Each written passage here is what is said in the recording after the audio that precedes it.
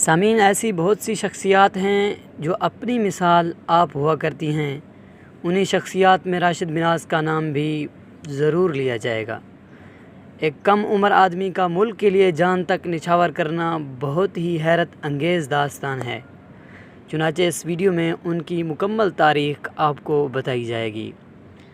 راشد منہاس نے اپنی ابتدائی تعلیم کراچی میں حاصل کی اور 17 سال کی عمر میں پاک فضائیہ کی رسال پور اکیڈمی میں بطور فلائنگ کیڈٹ داخلہ لیا۔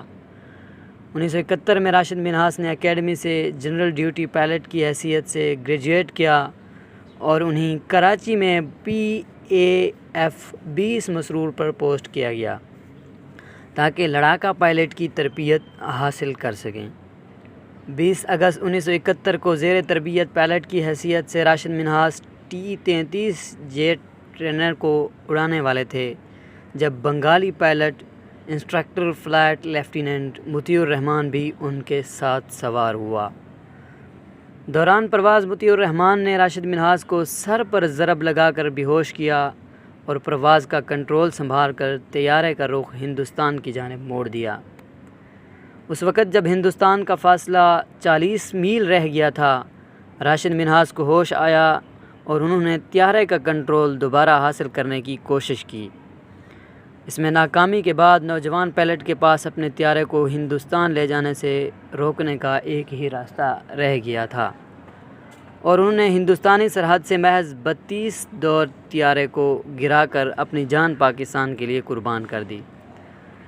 راشد منہاس کو 21 اگست 1971 کو مکمل فوجی اعزاز کے ساتھ سپرد خاک کیا گیا اور ان نوجوان پائلٹ کے پورے خاندان سمیت پاک فضائیہ اور دیگر مسلح افواج کے عہدیداران اس موقع پر موجود تھے۔ راشد منہاس کو بعد از وفات پاکستان کا سب سے اعلیٰ فوجی اعزاز نشان حیدر دینے کا اعلان اس وقت کے صدر جنرل یحییٰ خان نے کیا اور اس طرح وہ اس اعزاز کو پانے والے سب سے کم عمر اور پاک فضائیہ کے اب تک واحد رکن بن گئے۔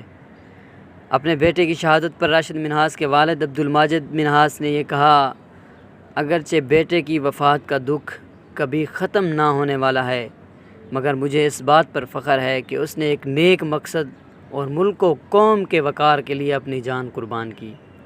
سامعین، اس ویڈیو کو سننے کے بعد اپنے ذوق کے مطابق ایک کومنٹ ضرور دیجیے گا۔